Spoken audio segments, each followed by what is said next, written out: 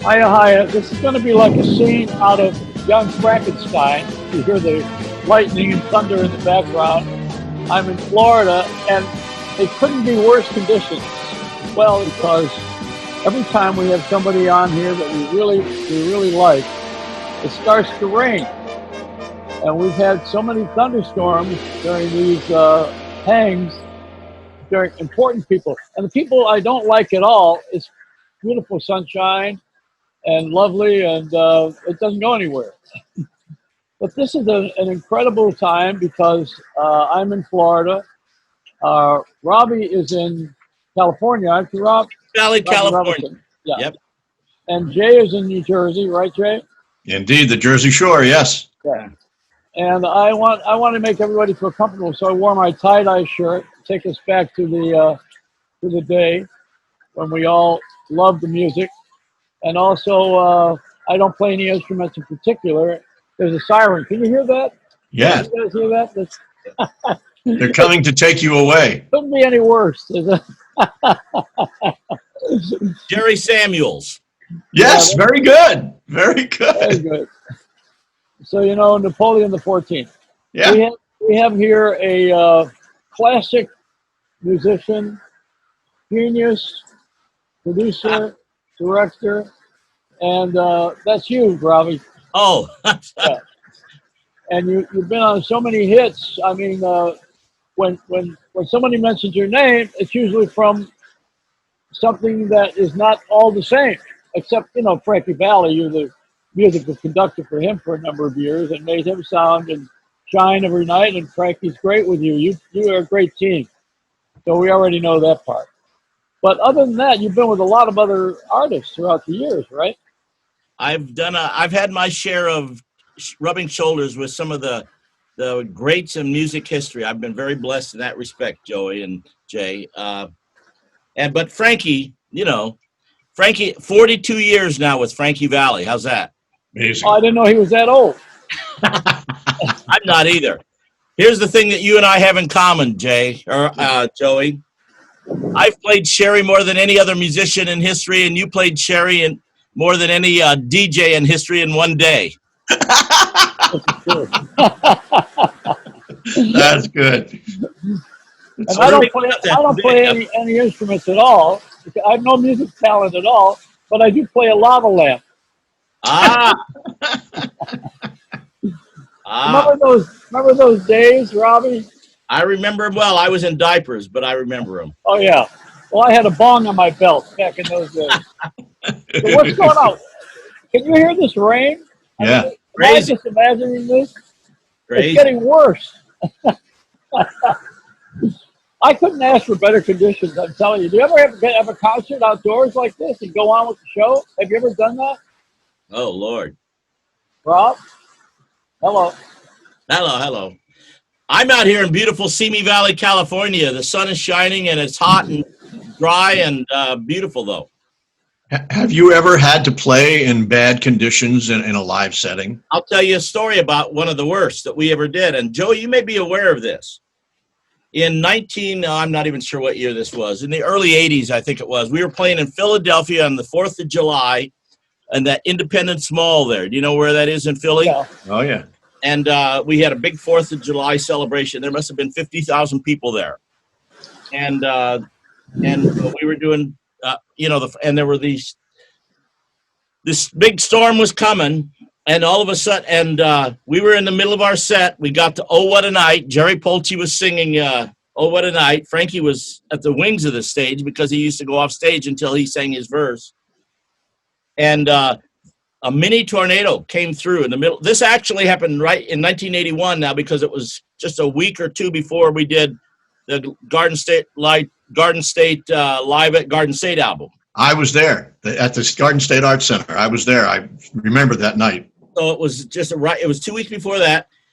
This mini tornado came through, rain, wind, and they have those big light trusses that go in front of the stage on an outdoor thing like that. One in front and one in back. Mm-hmm. And the thing went like forward and backward, and we were seeing, and the crowd gasped and it knocked the whole lighting truss down on the band, flattened the drums like pancakes. Our keyboard player, Jerry Corbetta, at the time, it landed on his hand, broke his hand. He had to have surgery and all that kind of stuff. The singer got knocked off and a big gash in her head. So maybe that was the last time we played outside during a rainstorm. Yeah. I remember when Jerry Corbetta came on stage in a cast. That's right. He played one-handed. That's right. We had to hire another keyboard player to cover some of his parts there for that album. In fact, that was a pretty popular album, the live album that you guys did. Green-Eyed Lady was the Jerry was one of my best friends, and after Frankie, he left, but he and I associated on a lot of musical things, and he passed away about 8-9 years ago, and he had a dementia thing, and I went to visit him in Denver before, and it was really, really sad because he didn't even know me. He was just kind of looking up, and it was just so sad to see that end. But that guy, serious talent, great human being, and wrote some Frankie songs too that Frankie recorded. Yes. Yeah. And he was my neighbor in Laurel Canyon. Is that right? Oh, yeah. Wow. I lived upstairs from the country store, which is halfway up the hill to Mulholland Drive. Oh, sure. And Jerry had a horse. Did you know that? No. And John Phillips. You know John Phillips? I know who he is. Yeah. John Phillips from Mamas and Mamas and Papas, the one who produced some of Jerry's records from Philly. Wow. Yeah, the music culture moved to California in 1977, I think it was. Before that. And everybody, I knew we were in trouble when the 9000 building had Billboard as a tenant. I knew we were going to be suffering. The record business got very hot. And all of the billboards, all along Sunset Strip, changed from being motion pictures to records. And then there was the famous Tower Record store on the corner. And replaced, that became a monument. And the biggest monument was where Marilyn Monroe committed suicide up on Doheny. That was way long ago. And everything shifted. It all went from movie stars to recording artists. And before you know it, it was a city of trash. All of us garbage guys were there. We brought our dirty feet and wiped them on Hollywood's lawn. Yeah, you brought it all out from that dirty New York, New Jersey area. Oh yeah, we brought it there. So where are you living? You're not living in Simi Valley, are you? Yeah, I live in Simi Valley, California. Oh, I didn't know that. I thought you were on the road, living on the road. You seem like you had an RV. You know what? I've been on the road for 45 years, and then all of a sudden, here we are. I'm a road dog for 45 years, and all of a sudden, boom, overnight, it stopped. It's bizarre. What are you going to do now? Not tonight. I mean, what are you doing? I'll tell you the truth. Are you guys going to do I'm in my home studio here. Yeah. And I've got everything I need to make records. As a matter of fact, a lot of the Frankie records from the last 15, 20 years, I've done the majority of the work right in here. Wow. And Frankie's got a studio. I go over there and meet him. And so, as a matter of fact, he and I just worked a couple days ago. But I'm working 16 to 20 hours a day in the studio. I am as creative as I've ever been and busy as I've ever been. And I'm really enjoying the time, tell you the truth. It's different not being on stages in front of many people, thousands of people, but it's very creative in its own right. Hmm. Well, we were talking about sports earlier off the air here, and how they're going to make a return with no audience. The Koreans have created a robot system. And Japan, I guess the Japanese, they have robots as an audience. And they're mechanical, so they give reactions and actions. I'm sure they throw things too if they don't like you. But my particular audience I had on a TV show in Miami, we couldn't get anybody to come there because I was in the very Latin area with an English-speaking show. And the only time I got a big audience is when Christina showed up. But in that audience, we had a whole back crowd of paintings. We painted an audience. So on a far shot, you would think the place was loaded. But they were all cardboard. And you may have to do that. I've heard of the discussion because my second passion for music is baseball. Oh yeah. I heard that they're discussing things comparable to that for the season that's upcoming. 1 week, next week, they're supposed to all be back playing baseball again. We'll see. I guess. I hope so. Yeah. Now, Sorry. Yeah, go ahead, Jay. Speaking of baseball, you played the Hammond organ at Yankee Stadium. There's a pretty well-seen video on the internet, and you look like you were happier than a pig. And you know what? When you were playing that, that's my dream. I want the gig at Dodger Stadium because the Dodgers are my team. But yeah, it was a dream come true. And Paul Cartier is the organist there at Yankee Stadium, and he's a friend. Ray Negron has been with the Yankees since 1973. He's an amazing guy, and he set it up through Steinbrenner and all this stuff. Not George, but through Hal and Hank, and they allowed me to play the organ at Yankee Stadium on a game, and it was really a lot of fun. And it's a mighty Hammond organ. I play. I am a Hammond organ artist. I love Hammond organ. As a matter of fact, let's see if this works.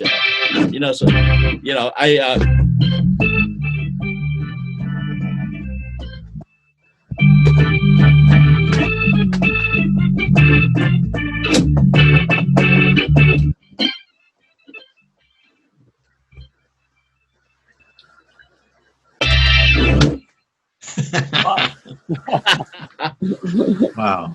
So is that what we call a B3? This is actually it's a new model of a Hammond organ. It's just like a B3, but it's they haven't made B3 since the mid '70s. Well, I remember Jimmy Smith. Jimmy Smith is my biggest hero in music. And even more recently, Joey DeFrancesco. Joey DeFrancesco is a very good friend. And do you know about the Frankie Valli Joey DeFrancesco collaboration? His parents were my next door neighbors. Papa John. Yeah, and they moved to Philly. Well. They moved to Philly. So Joey, when I first met him, we were going to a cafe because he could play. He didn't care about the size of his crowd. He was like Les Paul. Right. He wanted to perform, and he wanted to be casual. He didn't care about the adulation and the big crowd, although he did that for money, Yeah, of course. But on a Tuesday night, there was a little club, and he had a singer with him who was very good by the name of Alicia Keys. Is that right? Wow. Yeah. And so she was working it out, he was working it out, and they were just having a good time, and it was wonderful. So I would go over there, and when it's small, I like the intimacy. Sure, that's the best way to hear music. You guys are filling auditoriums and stadiums and Indian casinos. There's nothing like it. But it's not the same as playing in front. I think the best is maybe 500-600. You probably have seen us at Atlantic City when we used to play that place at the which venue? For about 12 Borgata. Yeah, Borgata. And they had that great little room. It sat about 500-600 people. And it's a great place to see an act. You're right. Yeah. Over 2,000 or 3,000, it gets a little distant and all that kind of stuff. Yeah. So where are you from originally? I'm originally from a musical mecca, Litchfield, Illinois. Okay. That's about as exciting as Terre Haute, Indiana. No, it's less because I'll tell you what, Litchfield is a little town in southern Illinois. It's in the boondocks, about an hour outside of St. Louis, and there's 7,000 people. And at one time in Frankie Valli's band, we had my brother was the bass player and the bass singer for Frankie Valli and the Four Seasons for 25 years. Rex. And our percussionist and our drummer was a guy named Chuck Wilson, who was also from Litchfield. Of course, my brother was from Litchfield. And then we had a 5-piece band at that point in time. We're talking early 80s. This is right after that Garden State album, right in that vintage. And 4 of the 5 guys were from that area right there. Wow. So I moved, but I grew up playing all around southern Illinois. I started piano lessons and all that when I was just a kid and studied classical and all that. And then when I was 14, I started playing in rock and roll bands and all that kind of stuff. And I've been a professional musician since I'm 14. What was your first hit? My first hit? I'm still waiting for that, brother. But I used to play in all these clubs in around St. Louis.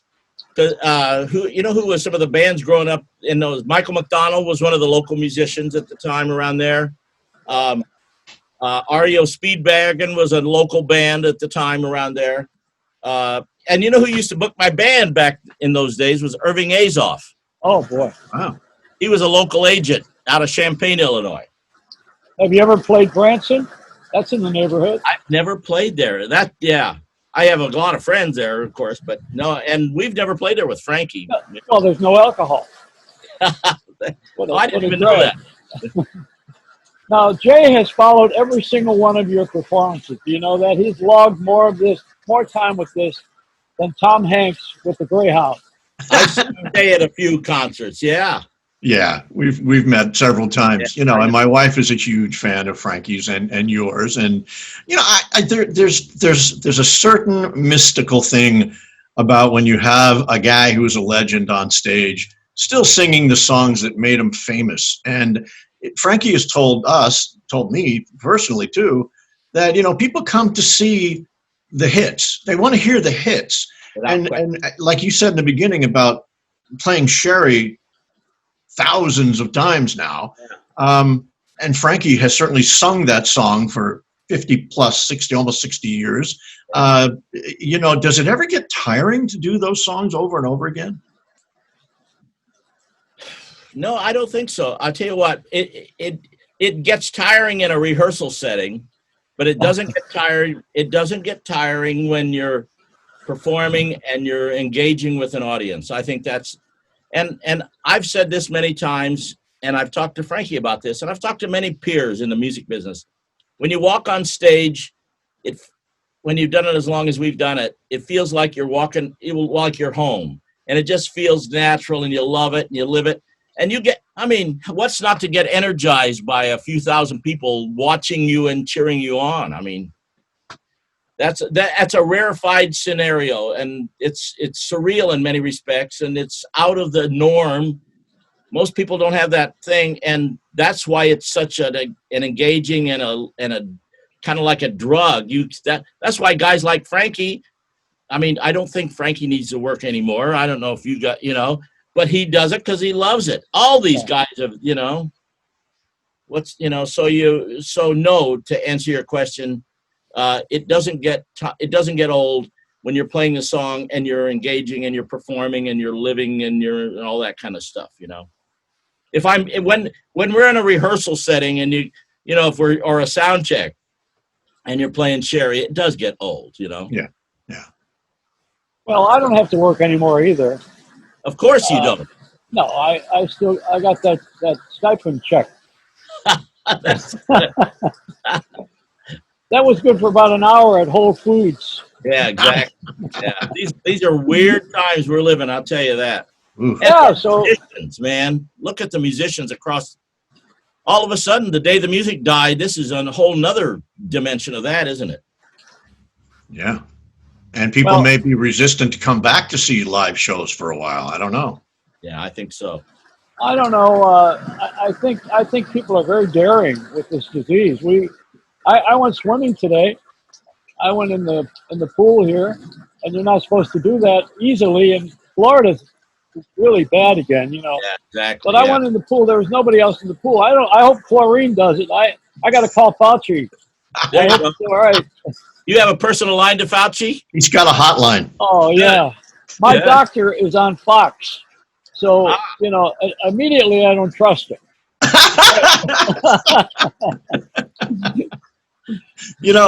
That's funny. I don't know what to think. And candidly, I haven't watched the news. I used to watch the news all the time. Yeah. For the last 2 months, I've pretty much turned it off, and I've just gone into music land here. And that's good. That's good for you because, you know, you need to keep your chops up. And no matter what, you're always, look, musicians always want to be musicians. You always want to do the craft. It's kind of like what we do, you know. Did you ever get fired, Robby? I've never been fired ever. Did you ever have to fire anybody in the band? Oh man, the list, I can't tell you how many people. My wife calls me the hatchet man. Oh no. I've fired, oh gosh, hundreds of people. How many times do you have to go on the road? Is it like, it seems like you're always never home. Yeah, what we do is for the last, I mean, Frankie has always been on the road for decades, other than a couple little teeny little hiatuses for personal stuff. But the last few years, basically our routine is we go out and do about 70 shows a year. Wow. So I don't know how many days that equates to, depending on when you count travel days in between. So but it's year round. So it's not like we go out for 6 months and then we're home for 6 months. It's year round. So we typically, you know, we go out for a couple of weeks and we're home for a couple of weeks or a couple weekends and stuff like that. So I've gotten very comfortable with that, and Frankie's comfortable with it too, although he doesn't like to travel, and I've heard him talk about not liking to travel, et cetera, et cetera. But at the end of the day, I think it's good for him because it keeps him young. It keeps him, you know, you're walking around in airports, you go, you know, moving around and doing stuff, you know. Well, speaking of that, I travel with them, you know. Their way of giving me payola was to have me host the show for a week at a time. So I would take time off when I was on the radio, and I'd go on the road for a week, and they'd give me some money. So this way it was legal, and I'd introduce them. They didn't really need an introduction, you know. I was the one who needed the introduction. I said, why don't you go out and introduce me? They don't know me at all. That's a very clever way to do payola, huh? Wonderful. Yeah, well, that's all we had. You know, it was only record hops and free meals. You know, I mean, I got to be 300 pounds from all that wonderful big hits that I played. But, you know, you guys were central in the music business in those days. Well, now wait. Now, as long as you brought that up, I got to jump in here. It was not only the disc jockeys. It was the record promotion men. And they were men. They were. Yeah. I don't think there were. There were a few women, but not many. That was years later. Yeah. It was called promo men. Yes. And that was a guy on the road who was a salesman. I mean, they didn't put women on the road back in those days. Not in the earlier days. They were afraid.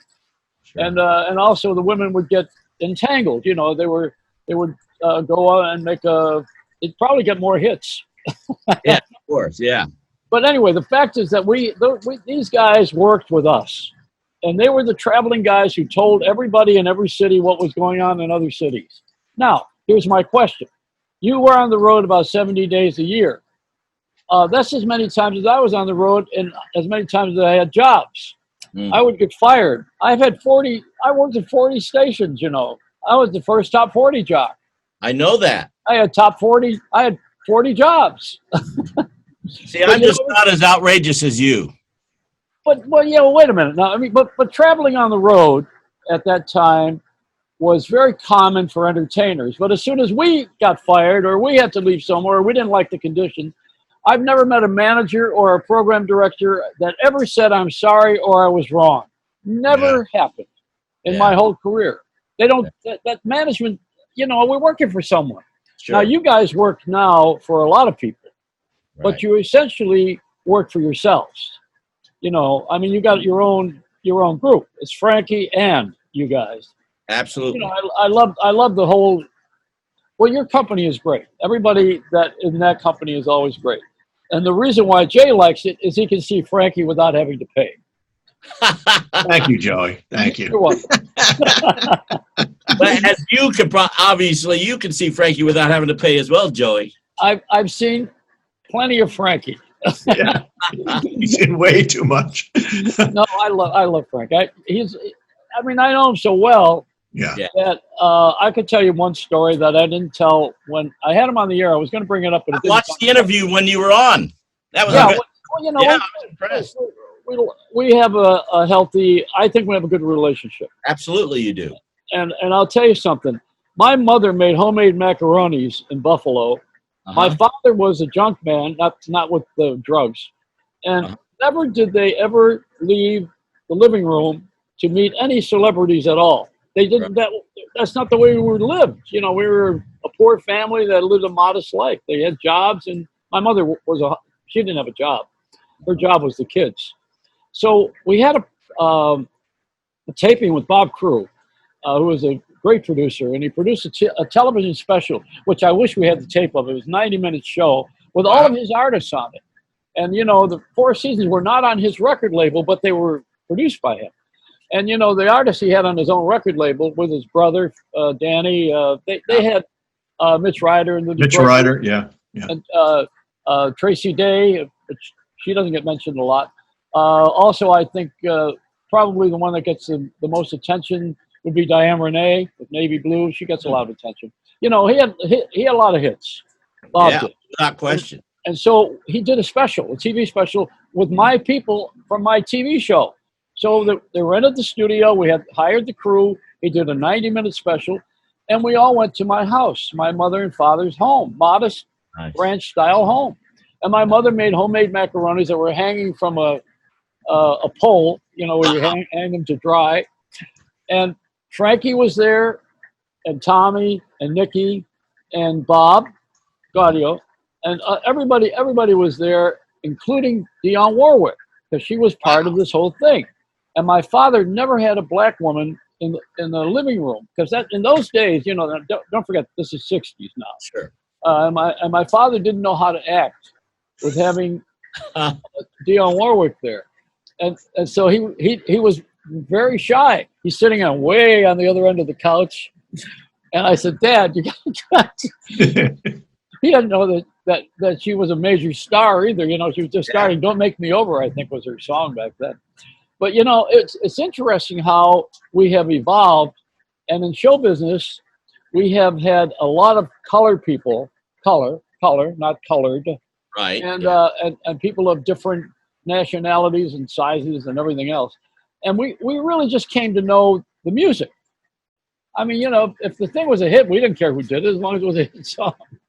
I think musicians have generally been colorblind, you know. Yeah, I mean, and it's very difficult now to see that whole industry shift around to where we are now, this white marketplace has been following the urban marketplace. It is different, isn't it? They saved the music business, because the music business went to the toilet when radio changed its behavior. Big time. We didn't have no more promotion men to take the music around. No more good jocks on the air anymore. They weren't hiring anybody good. They were trying to program the music out of a bunker in San Antonio. Sure. You know, I mean, it was so ridiculous. You know, I mean, they killed everything. So when they killed that, there still was a music business. Now, here's my question after I did this long speech here. Now, where do you fit in with the current music? I mean, you know, this other music, you're great. You're great. We're not, this is not an audition. But where do you fit in with the music of this generation? Where is it different, or are we just looking older? What is it? No, it's definitely different. And a lot of, you know, I could do an hour on this, but the first thing that changed, not only as you talk about, is how music was marketed and how it's promoted and distributed and listened to and everything, how it connects to the audience in the world. But another thing that was a big factor in all of that is how music was produced. Because back in those days when Bob and Frankie and those guys were all making those records, and through, I think it probably, where it really changes right around 1980, and it kind of phased in the early 80s, and the 80s was sort of, it transitioned into the 90s, when in those days you had to have guys who could really sing and guys who really played to make a record. Okay. Now you can get one guy on his computer and he can make a record by going and then add and then layer it on. And it's, okay, now I'm going to make that go there. And they throw in licks and riffs and drum beats and all this stuff. In those days, musicians had to actually play and actually sing. You don't have to do it anymore to make records. Therefore, the music got dumbed down big time. It didn't take crafted, skilled players and singers to make the records. And, so that was a big part of it. And how do I fit into I love all music. I'll tell you what, I'm very eclectic, and I love Mozart and Beethoven, Charlie Parker. Jimmy Smith is my biggest hero. Pop, rock, R&B, whatever it is. I love it all. I think there's two kinds of music, as Dizzy Gillespie said. Was it Dizzy or was it Duke? I think Duke Ellington said there's two kinds of music. There's good music, and then there's the other kind. The other kind. Mm-hmm. But some of the stuff I listen to, YouTube is amazing, though. You can go on YouTube and you can hear young artists that are just killing it, like Snarky Puppy and some of these musician bands. And the colleges are producing extraordinary technical musicians who are really brilliant. But we're not seeing that in the marketplace, that's for sure. How about indie bands? There are so many people who are not signed to any record label. And I think that's the way it's going to be in the future. Now you're it's a one-stop thing. It's kind of like, in some ways, there are parallels to back to the 50s when you had Norm Petty and you had Sam Phillips, and those guys they made everything right there. They in their one, and then marketed them and everything, and it's kind of like that. And so in some respects, it's also like Frankie in some respect, where you can own your own masters and all that stuff. That was a wise choice, by the way. Choice. You know what Bob Crewe's favorite song was from the Jersey Boys and from Frankie? I don't know if I ever told Frankie this. What's that? You know what it was? I don't know if he ever told you. Let me think if I can guess. I would say maybe Ragdoll. Begging. Which one? Later. I'm begging. Begging. Yeah. He said, I love that. This is after the show opened, and yeah, a couple of years into it. And we were talking one day. I said, you see, one of the great things that Bob did, which a lot of people didn't hear it, is share. The Sun Ain't Gonna Shine Anymore. The production on that was Phil Spector Plus, with the big wall of sound. And I think Phil Spector, now to when he went into that, you got to see the humble beginning. To know him is to love him. With the teddy bears, it's so elegant and sweet and proper. Now Petty did that too with his wife. I remember that?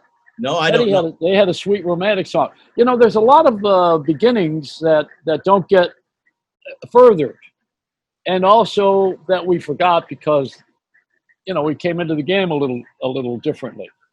It's been a great journey. I mean, I've lived the whole history of rock and roll, and to me, I used to follow. I love R&B. I used to follow Otis Redding. I would big go. Stax fan. I love the Stax and all that stuff. Yeah. Well, that's of course. I drove from Ashland, Ohio, to Chicago for a cup of coffee, and then and a concert in Cleveland. I mean, I would do anything to follow the music somewhere. Mm-hmm. But that was when I was 19, 20 years old. I mean, now I just have these tailgate parties with COVID. Really? Yeah. Well, Robby just mentioned Stax and Booker T, of course, the famous organ player for Booker T and the MGs. I've been dying to ask you this for a long time. He's going to do Green Onions. You stop. I'll let you do it in a second. But the question is, the organ or keyboards, but particularly organ, has been so instrumental in the earlier days of rock and roll and pop music. Why is that? And why does the Hammond have that grab on you? There's two questions there. Fat. Well, I'll tell you what, the Hammond organ, and again, I represent Hammond organ as one of their artists. I love the Hammond. I live it. It's the most, I'm so blessed. I get to conduct symphonies. I get to play rock and roll. I get to play jazz on all kinds of keyboards. The most fun I have on doing anything is playing the Hammond organ. There's a connection to playing with it. And my number one hero on the Hammond organ, of course, is Jimmy Smith. His thing.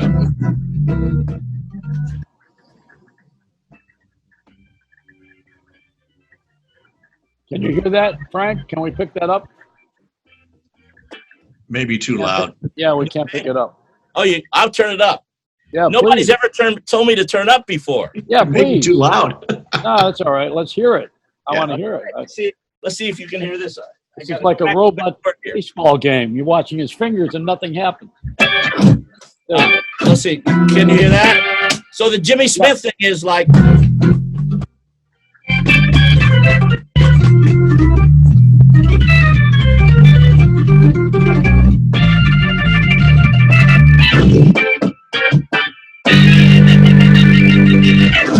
Wow, and that we would call that jazz. That was called jazz. Yeah. And Jimmy Smith, for anything Hammond organ, Jimmy Smith is the godfather of the Hammond organ. So okay, all the guys from. As long as you did that, let's give Jerry Corbetta a little green-eyed lady. Come on, give it a little whatever you want to play with. I'll see. Let's see.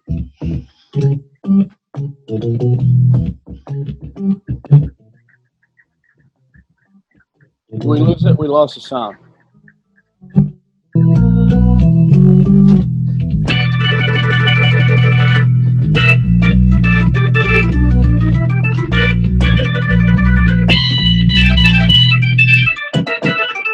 I can't play like Jerry. He had that. That's great. We used to do that song live in the concerts, in Frankie concerts when Jerry was with us too. I remember. Yeah. Well, I know Jerry from L.A., as I mentioned, from Laurel Canyon when he was with Frank Slay. Right. And, I mean, I go back with all these guys, and I have a wonderful history, and they're taking my statue down. They are. Who's pulling it down, huh? I don't know why. It's next to the Buffalo at the train station in Buffalo. No, come on. It's the Tomb of the Unknown Bowler. If this business is so small, I mean, if you've been in this business for a while and you're in the business, pretty much everybody, at least one separation away, And you and I have another, besides Frankie Valli, you and I have another connection. Uh-oh. One of my best friends in the world, a songwriting partner of mine and a musical colleague and collaborator of mine, is this young Italian guy. Well, he's not so young anymore. He was from Buffalo, and he's been out here for many years. Tony Galla? Tony Galla is one of my best friends. Wow. I recorded him. Did you know that? I know you did. I know. I talked to him today. I said don't you go back? And he told me, yeah. Tommy Shannon, who was a top jock, and myself owned a recording studio together. We were on the air opposite each other, and yet we owned a recording studio together, and we were both fun. Tommy's a great guy. So we didn't have any. We were just having a good time. Nobody was thinking about who's number one or who's beating the other guy up. We just wanted to have a good time. Anyway, we recorded a lot of Tony Galla. Tony, the Rising Sun. Oh, that guy! And he still sounds great. Major talent. Yep. Yeah, and so was who was it that we? Oh boy! Now you just opened that box from Western New York. Is geez. Oh, now I've got to go into my early forgetfulness. What is that again? Alzheimer's, right? Now, what is it that I have? I have milk of amnesia. That's it. Right. I forgot how I got here. Yeah, exactly. Yeah, Tony, but Tony's been out here. Well, Tony, and he told me he the last time he saw you was, he goes back to Buffalo and plays there every year, kind of. Does the telethons. Yeah, and he was in that band Raven. Then after, I guess you. Yeah. Yep. Tony, I have a show in here on Monday nights on my in this room. It's called Jam and Java. If I could do a shameless plug. And that is, and I have a different guest in here with me. And Tony, a few weeks ago, it was just Tony and I, and we were just doing impromptu music right in here. Where can you find that? Where do you find that on the internet? It's on Facebook and YouTube. But if you go on Facebook, Jam and Java, I'm not sure how it all plays, but it's Jam and Java, JAMN JAVA. So Facebook, Jam and Java, if you can find that one spelling after or another. But and every Monday night, last night I did it with a young female artist who I've known since she was 9 and worked with her, but she's amazing, Alex Nestor. We did Beggin', by the way, with her. Oh. And I also did a little interview with Duke Fakir on last night too. Wow. The only surviving four top. That's right. Yeah. And I did a version of Can't Help Myself with this young artist, and the Four Tops, who were all good friends of mine. They sang background for me. Wow. That's a great record, by the way. You know, I sang background on with Frankie once. When Joey was on WNBC in New York in the afternoon, I was his sidekick. Frankie came in. We had invited Paul Schaefer, who is a huge fan of Frankie. Yes, and Paul is a good buddy. We sang "Let's Hang On," and I was banging on the console as a drummer and going, right. You know, and it was pretty good. It was actually, I have a tape of it someplace. We have to dig that up and play that somewhere. But wow, that was a lot of fun. And Frankie was just so cool about it. And Paul adored Frankie. He listened to him in Canada. I think he listened on KB radio that Joey was on back in the day. And he became a Frankie Valli nut almost. In fact, he started walking out with an album I brought in to be autographed. It's a live album that was really not live, but it was they added applause to it. And he started walking out with the record, and my wife said, "Hey, wait a minute, that's my album." So Paul Schaefer had to give it back, and Frankie cracked up about that. That was good. Paul, Paul is a real good friend of mine too, and you know he plays Hammond organ. Yes, of course. And what Paul says, for a lot of people it was the Beatles, but for him. For Paul, it was Frankie Valli and the Four Seasons. That's amazing. That's really cool. Very cool. Well, they shared a record label for a brief time in America, VJ. Right. Yeah, they sure did. That's the whole story. That's an amazing story, isn't it? Yeah. Well, you know, the reason why Bob Crewe is not in the Rock and Roll Hall of Fame is because he would not. I didn't realize he wasn't. I'm sorry to interrupt, but I have no idea if that's bizarre. Because I'm in the Rock and Roll Hall of Fame. Can you imagine that? Of all people. Of course, you should be. There's my tongue hanging there from. That's what it was. But you know that whole scene was Seymour Stein, and who began the charts for Billboard. Incidentally, he's a genius guy. Gave us Madonna for those who are Sire Records, yeah, and other things. But you know, Ahmet Ertegun, the Turkish brothers, Ahmet and Neshui. Atlantic. Ahmet wanted badly for the Four Seasons, and they were on Philips Records, which was owned by overseas, and he wanted them on Atlantic. I know that. Bob did not want to give him to him. So you know, when it was time to vote, I think Ahmet voted for Trump. You know, there's politics and everything, isn't there? He didn't give him the. Oh yeah, well, there's politics in the family. Look at now. Did you see the two kids sitting on me on lap? I loved it, man. I hired them. Wow. It's a family image. I want to have an image. Now the rain stopped. They didn't stay very long either, Joey. Oh, they don't want to hear what we're talking about. That's the difference. See, we have that demographic. Yeah. And they have their own thing. You know, I can't tell you how many times I watched Mr. Rogers. I've had to watch it. When I was a kid, we watched Romper Room and Captain Kangaroo. Yes. But they all the kids they got their own thing. They just have their own thing. You know, the Apple stuff. I go to Netflix, and Netflix has another category for kids than they do for adults. I want to tell you about something. Okay. Jay here is going to be one of the best known voices in the country because he's going into a project now. There is a music video show that just started on Reels on TV all across the country. Reels is on. It's select in some cities. Cable. Yeah, it's on cable. Yeah, it's on cable. But Reels is a national television network on cable.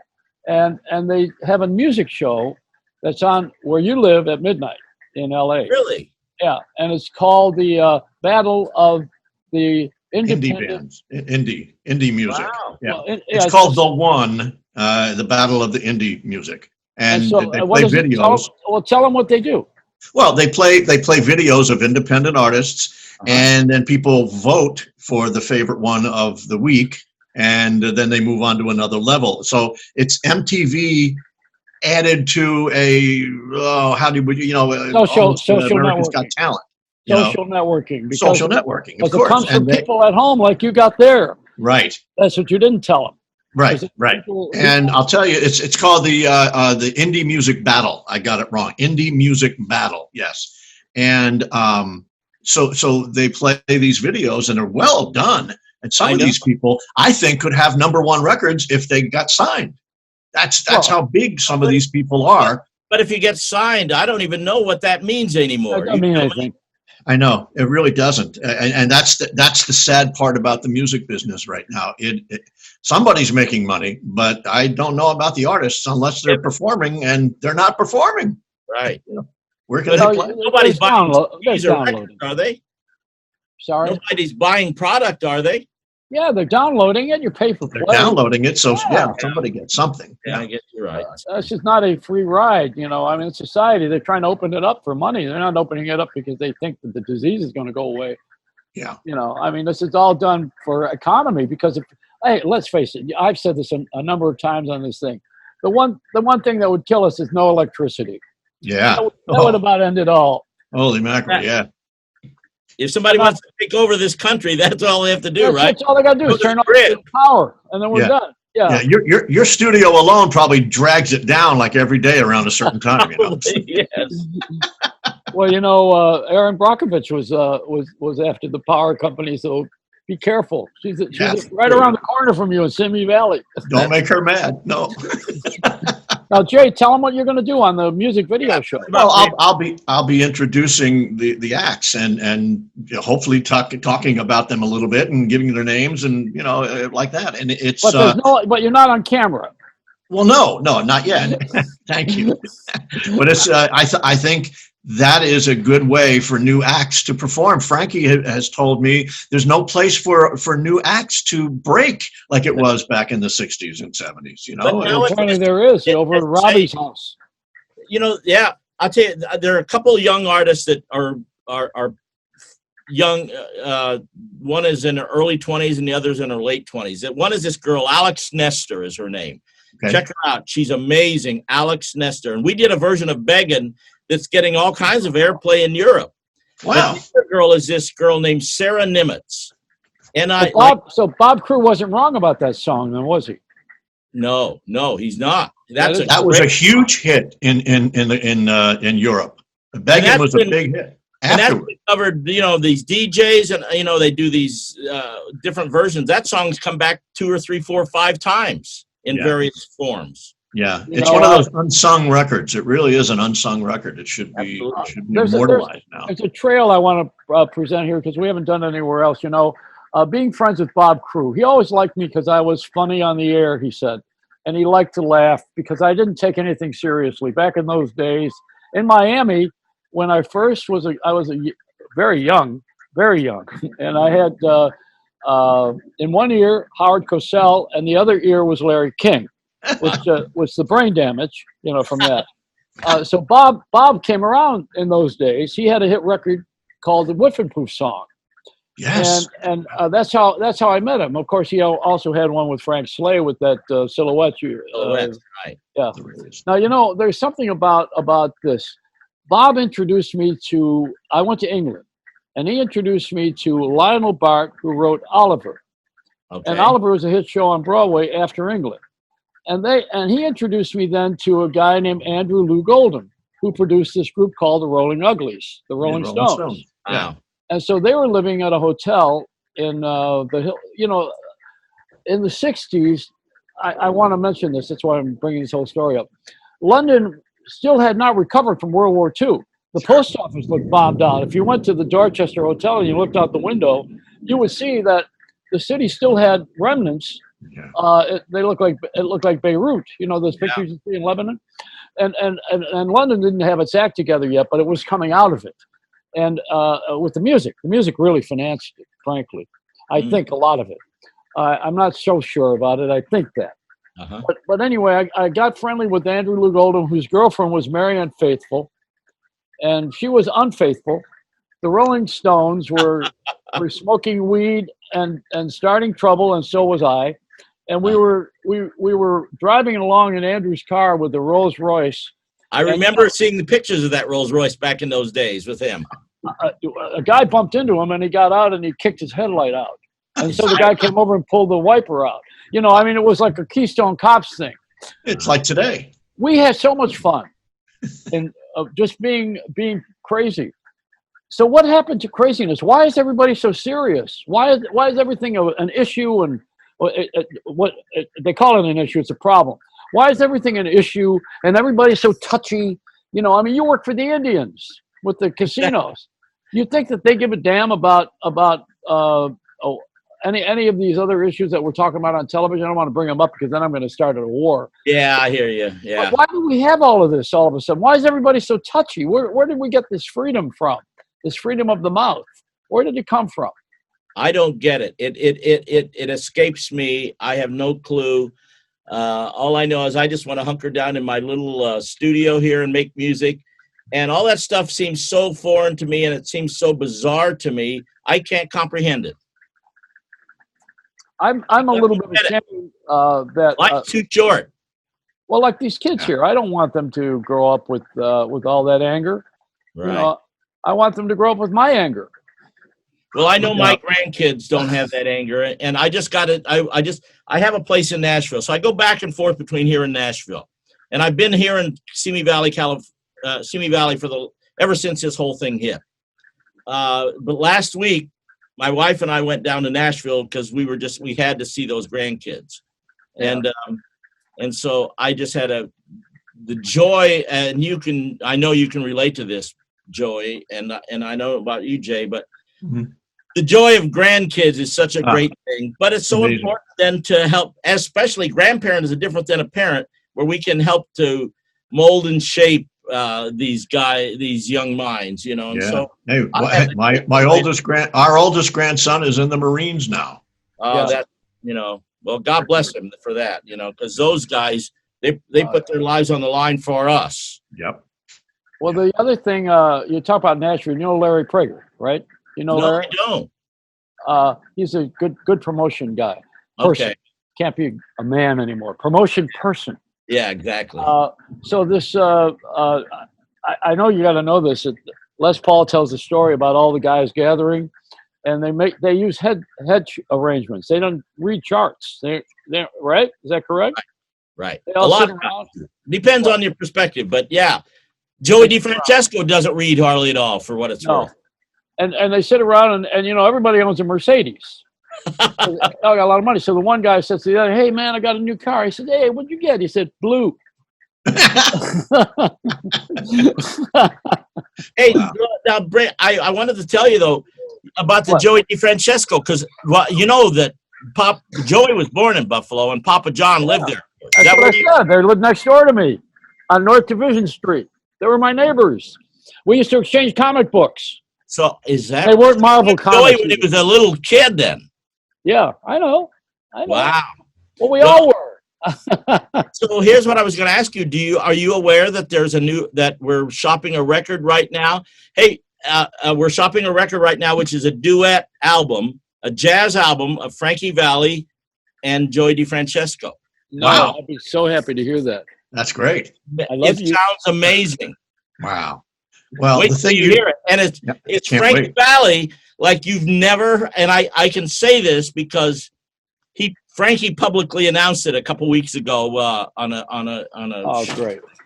Well, Frankie's taken a lot of chances too. You know, a lot of people don't know that. He convinced Bob Gaudio to do a lot of different things in recording. Frankie Valli, this guy, I mean, Frankie's one of a kind. He is one of a kind, and he never forgot his friends or anybody. Oh, right. Speaking of which, let's hang on. You recorded it on Zoom with a whole bunch of people. Yeah, was that pretty? Briefly tell us about that. That's our current band. So we did that. John Madera. Well, you know, funny. I just got a text from Tony Galla. Just popped up on my thing here. Wow, amazing. Tony was saying, "How do I watch this?" And here it says, "I watched with Frankie. Are you going to be on?" No, so that was. There you go. After the show. I'll tell him how to watch this. There will be a way, right? Or is this going down in the toilet? No, it's good. It's good.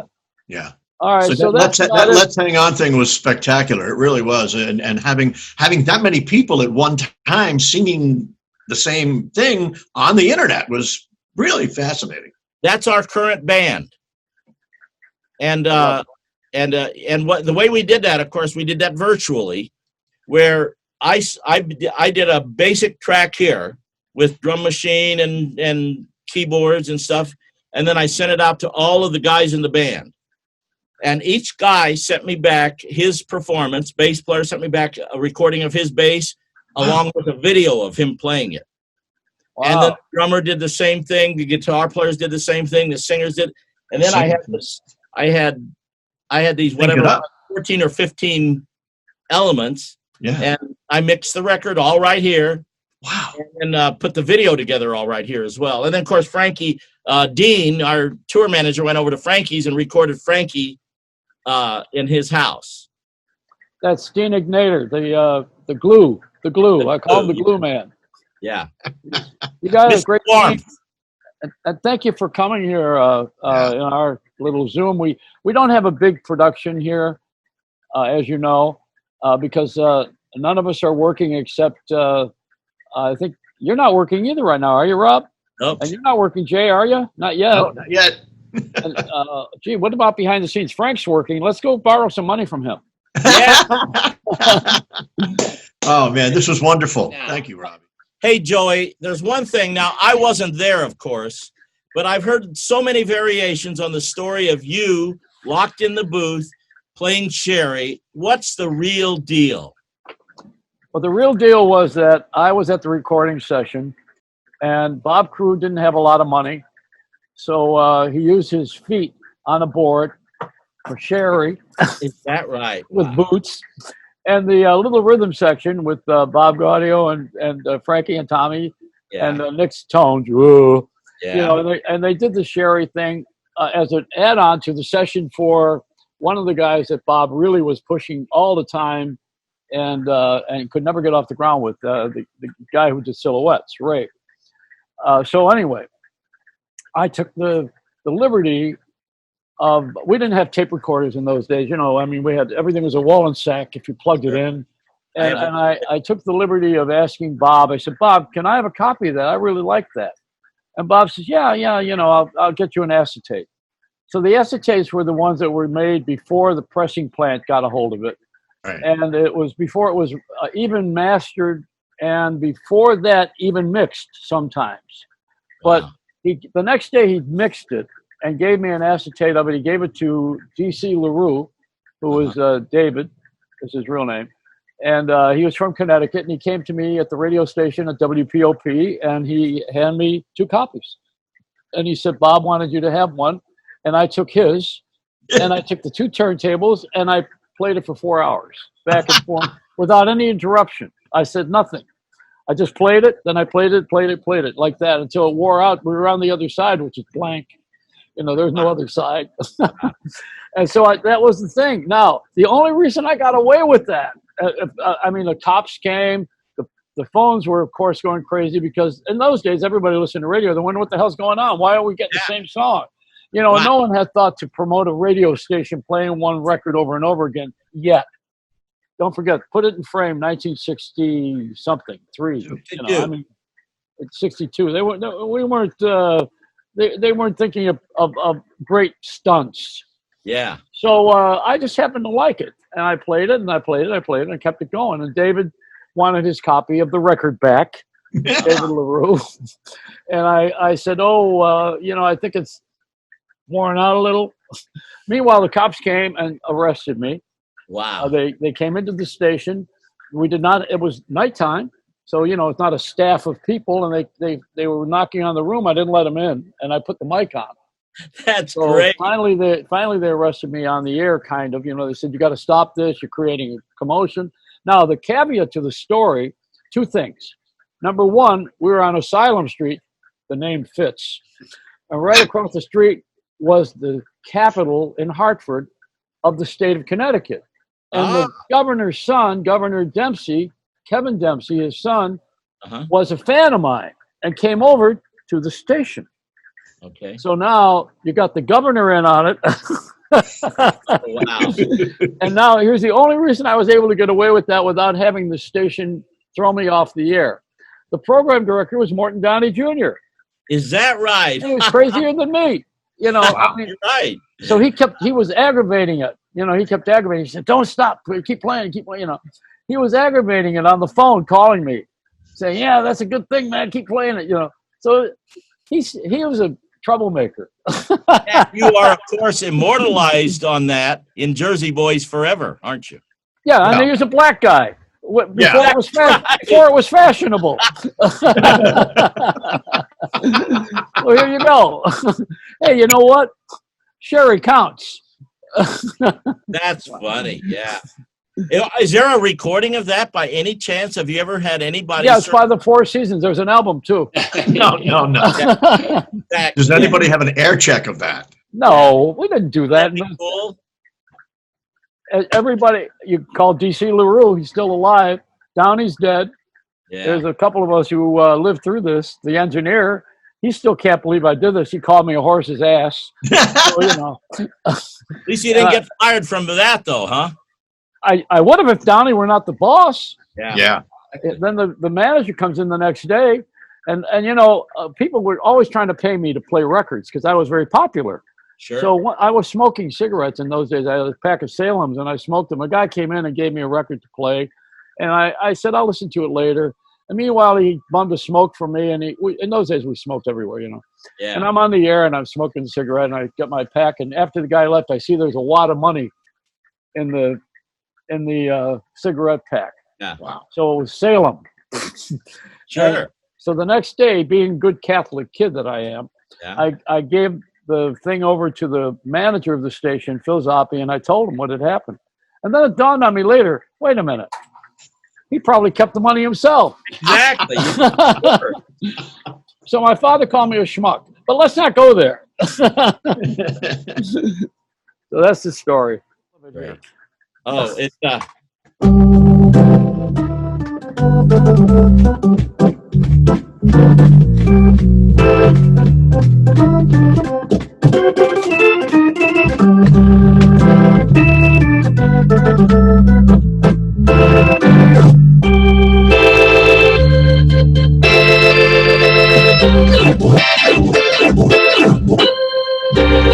Robby, do you know my theme? Do you know what it is? My theme? I know it. Yes, and I wondered why I haven't heard Frankie's.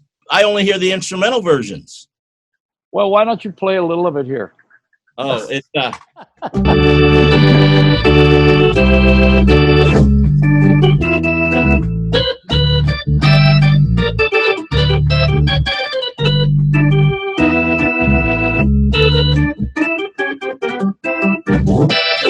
sorry, There you go. Jimmy. Beautiful. You're right. Thank you so much, Robbie. Thank you. And Jerry thank you, first, right? thank you, Frankie Valli, for loaning us your genius. Ah, Let a smile be your umbrella, but don't get a mouthful of rain.